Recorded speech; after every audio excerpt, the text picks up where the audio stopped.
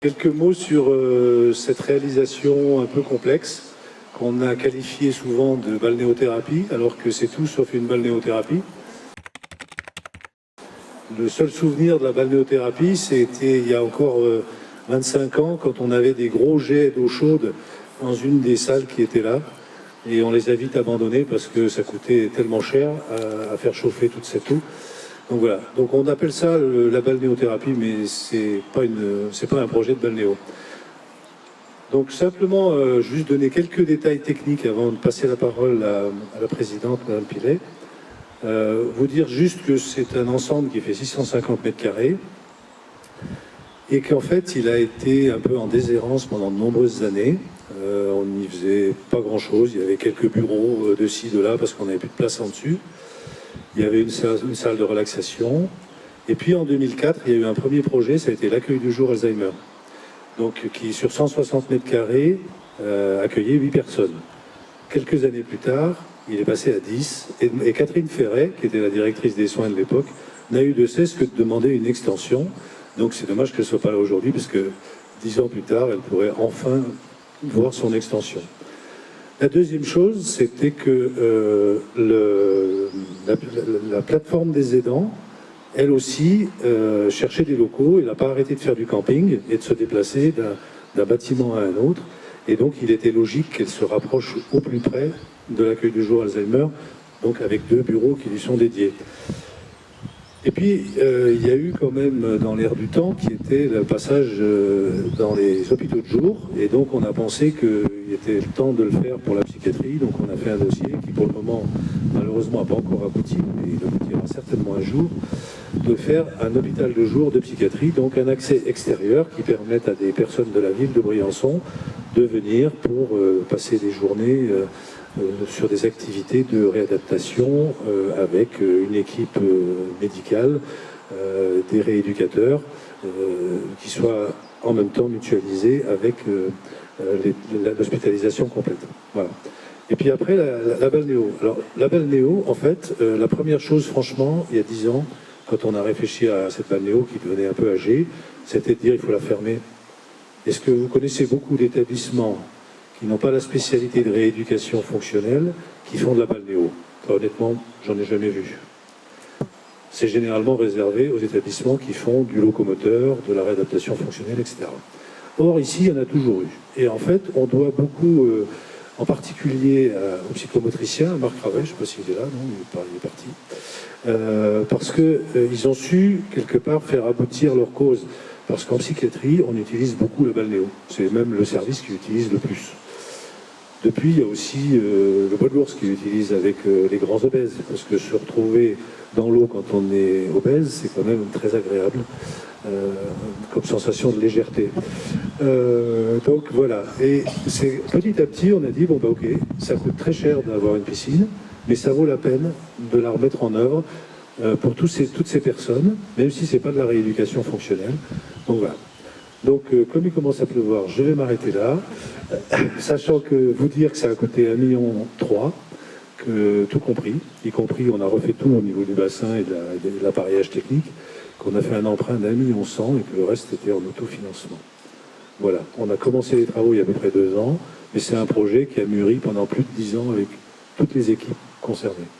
Voilà, je passe la parole à Madame Pilet.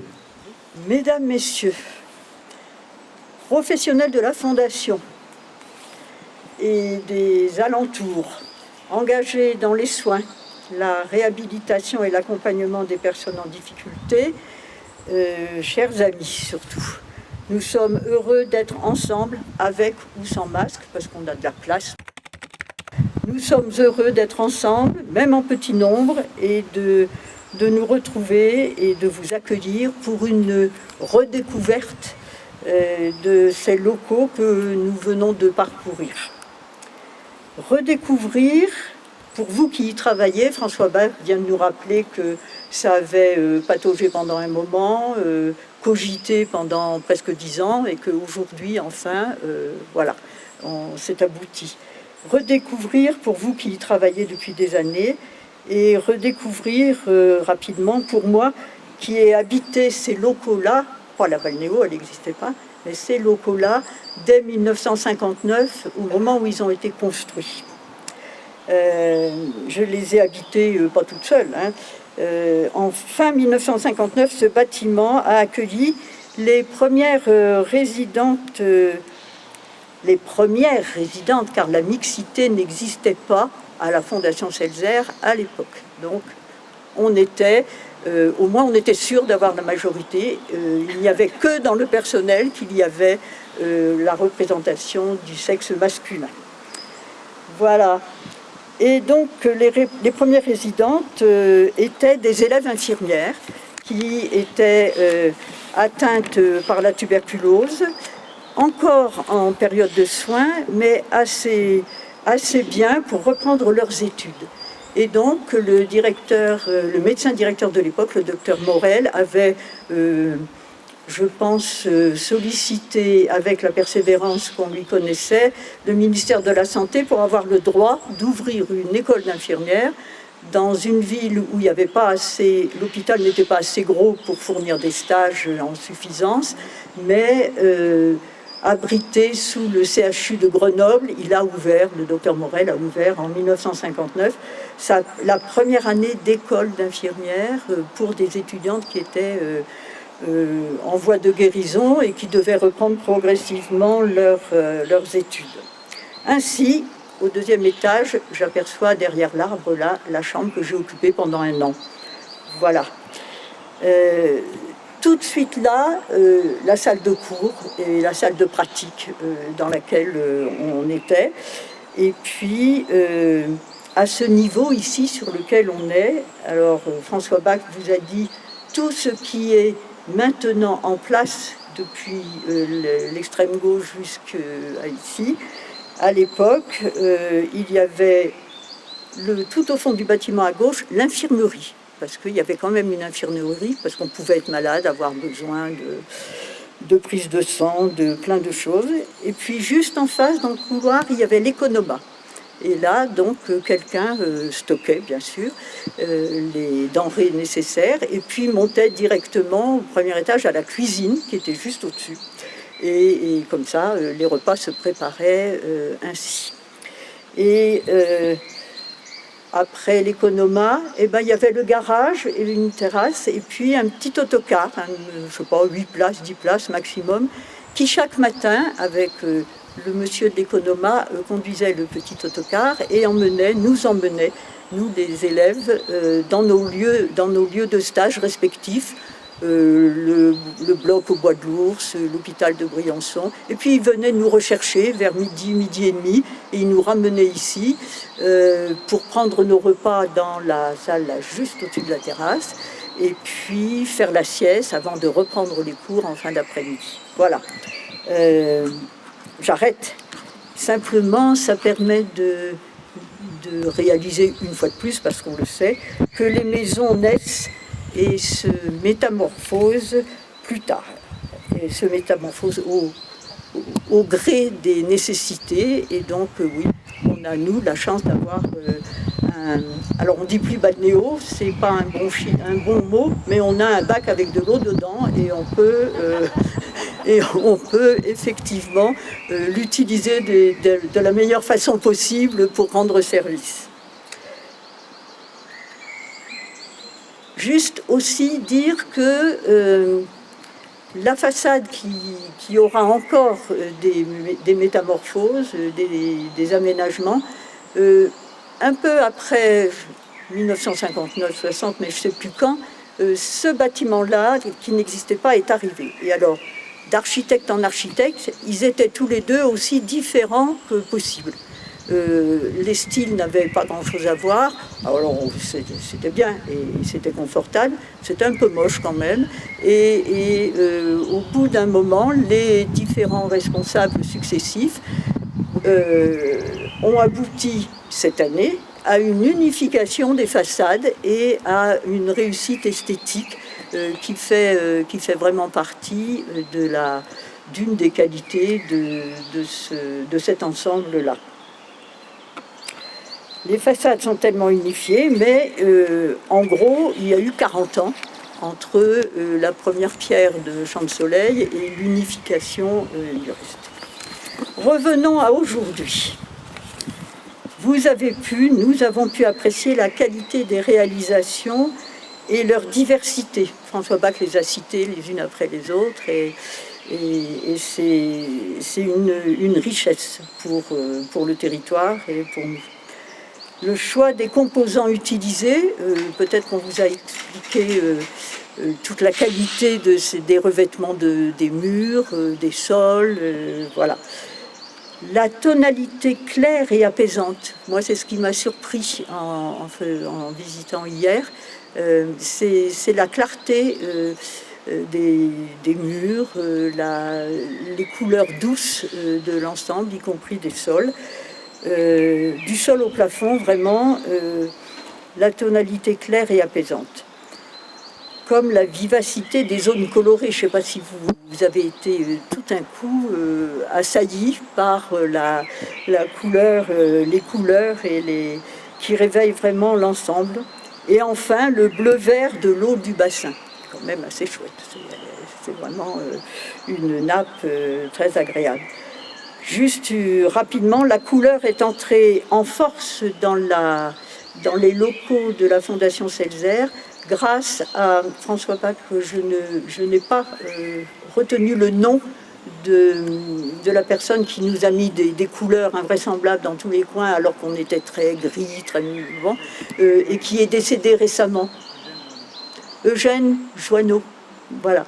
Alors cet homme-là qui a beaucoup travaillé avec nous, vraiment la première fois qu'il nous a mis à Chantoiseau avec un sol en carrelage gris, un peu triste, mais bon, c'était 1930, donc voilà. Et qu'on a vu du orange, des portes des portes de chambre avec des couleurs comme votre veste, Christiane. Je me suis dit, mais on est où, quoi? Et peu à peu, Eugène nous a habitués à la couleur et à la vie, à la tonicité, et voilà. Et il est récemment décédé. Le confort et l'harmonie des formes et des coloris feront de ces lieux, en tout cas c'est ce que nous espérons, un havre de détente et de récupération de la vitalité et de la forme pour les patients que nous accueillons, parce que je crois qu'on conjugue là tout ce qu'on est capable pour le moment d'inventer pour arriver à apporter du bien-être, quelle que soit la nature de la difficulté des personnes que nous accueillons.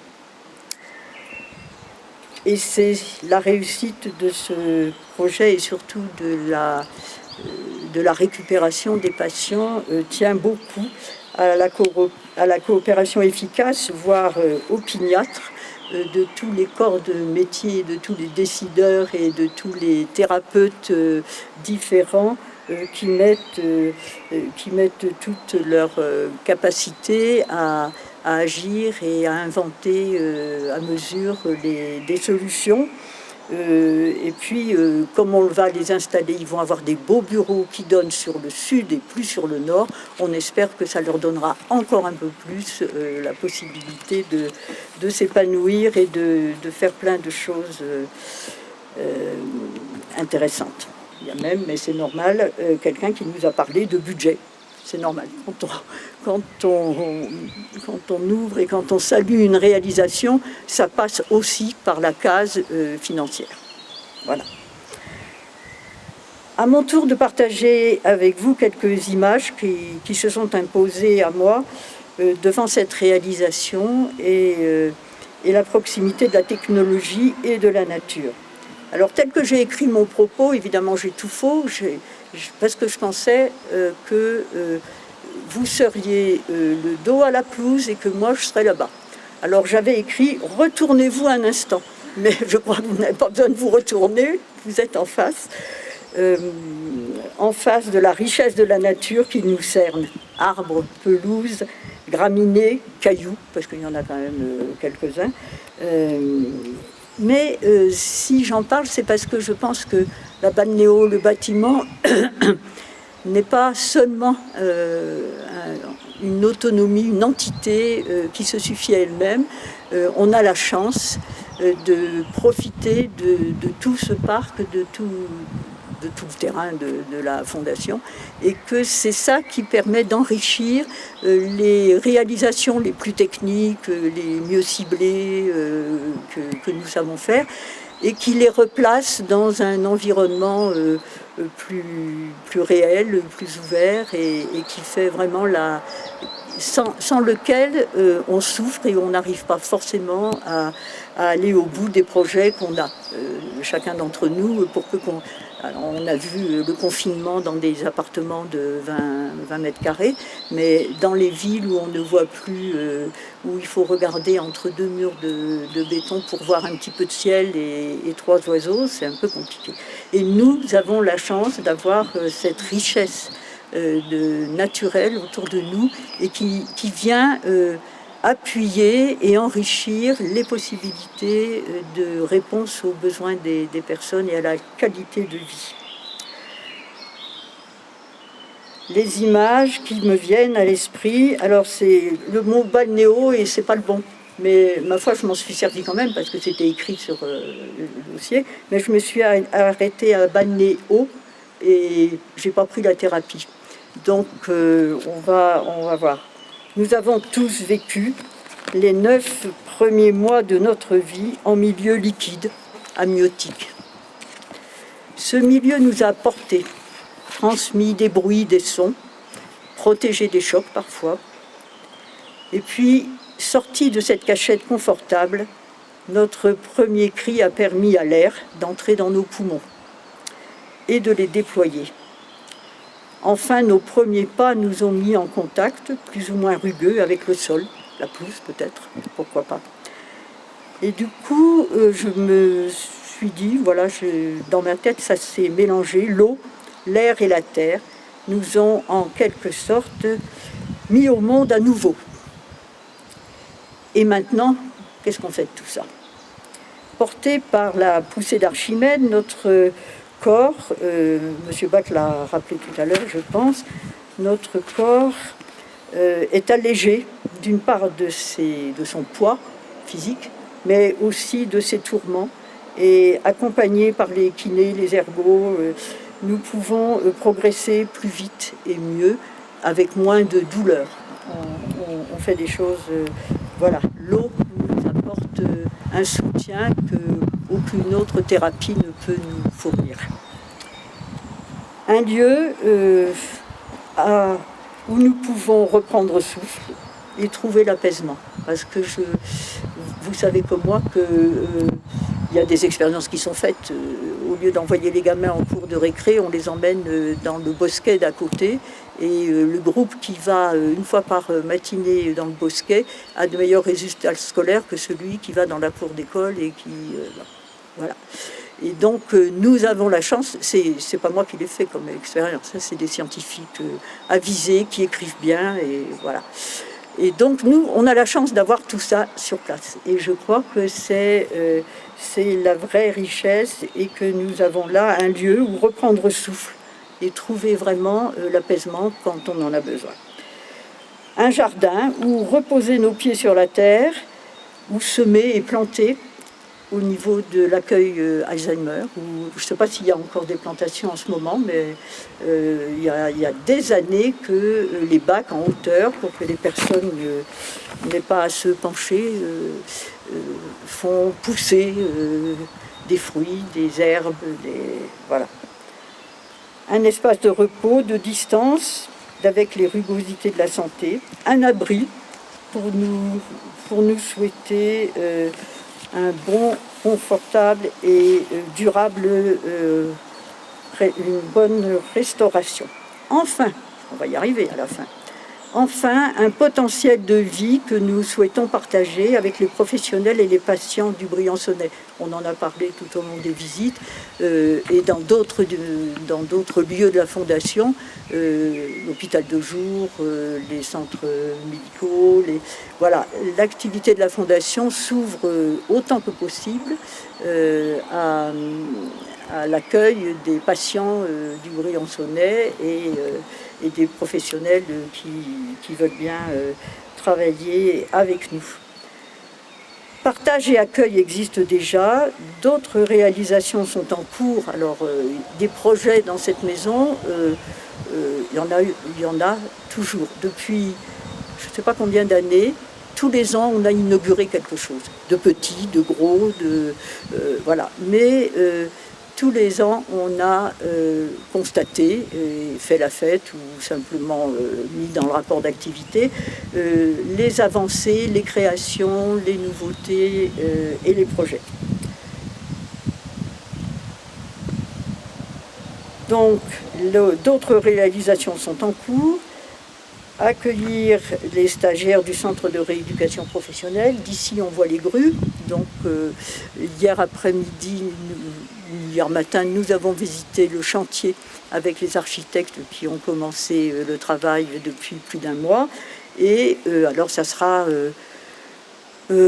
automne 2021, peut-être, l'inauguration, s'il n'y a pas de difficultés techniques ou autres pour que le chantier avance à son rythme.